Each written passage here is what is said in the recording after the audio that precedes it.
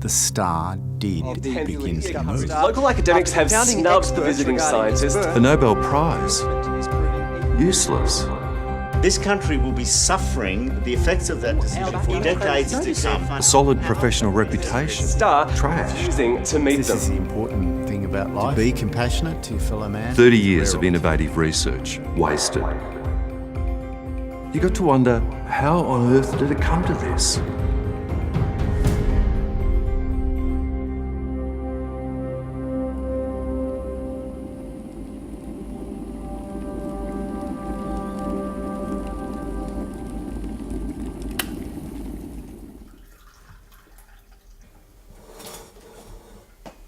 A year ago, I thought we were heading towards a comfortable retirement. Life wasn't quite as hectic. But the Nobel Prize blew all that out of the water. Astrophysics is Professor Abraham Collins. Well, there's a downside to winning too. I mean, the phone calls, the requests for interviews, quotes for articles. Now, Abe has had trouble saying no to people at the best of times. So the observatory became his sanctuary. It's a workplace, but somehow, when I come here, it never feels like work. So here I am in my first real job, and my boss has just won a Nobel Prize. I couldn't have dreamt for a better start to my career. Well, our research had been into ionising ultraviolet radiation in the Andromeda Galaxy. The preliminary sweeps had shown nothing out of the ordinary, though. Well, it's rather ironic that in retreating to the observatory, Abe makes a discovery that sets off even more media attention than his Nobel Prize did. Everyone else had gone home that night. It was just Abe on his own, and that's when I got this urgent text message from him. Well, I didn't believe it at first. I thought, it's got to be a mistake. But there it was. A brand new star. I tweeted the news as soon as I got back to the observatory, and it went viral almost immediately. Well, of course, I went through the data of the last week with a fine-tooth comb. But clearly, it hadn't been there previously. Looking back over the data, I began to feel uneasy.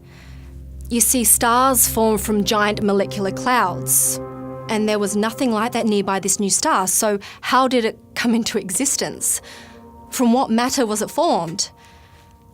But that issue was nothing compared to our next discovery. Scientists are again baffled by the behaviour of the newly discovered star. After confounding experts regarding its birth, now its movement is proving equally puzzling. The star didn't move. At all. The whole night. Of course, it threw everything into question immediately. Was this just an artefact we were looking at? Was there some problem with the telescope? A TV van came and set up right out front of the observatory. I didn't know what I was going to say to them. How can you have a star that sits stationary in the sky? It's just impossible. And then Professor Singh comes knocking at the door. This star has been known about for over 3,000 years. It is mentioned in the Kunyan scrolls of Mesopotamia and also in the Hindsi fragments uncovered in the Himalayas in the 1970s.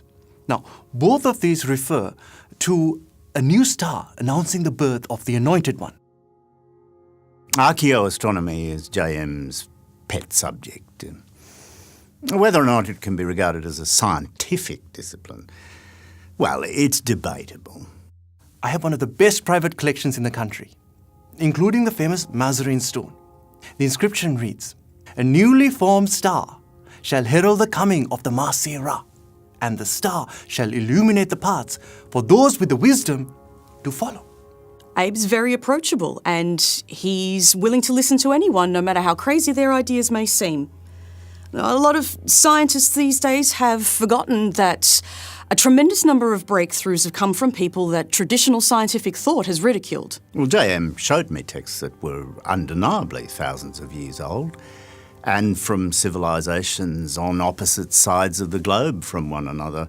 And each of them mentioned that a star would come that would initially be stationary in the sky, which certainly corresponded to my star. But none of that offered me what I would consider proof. And that's the difference.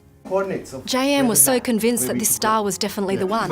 He told us that we would know very soon because the ancient documents predicted that the star would begin to move, and that once it did begin to move, that we should follow it to where it led. It was all just too far-fetched and not worth wasting any more time thinking about, until the following night, when JM was in fact proved right, and the star did begin to move.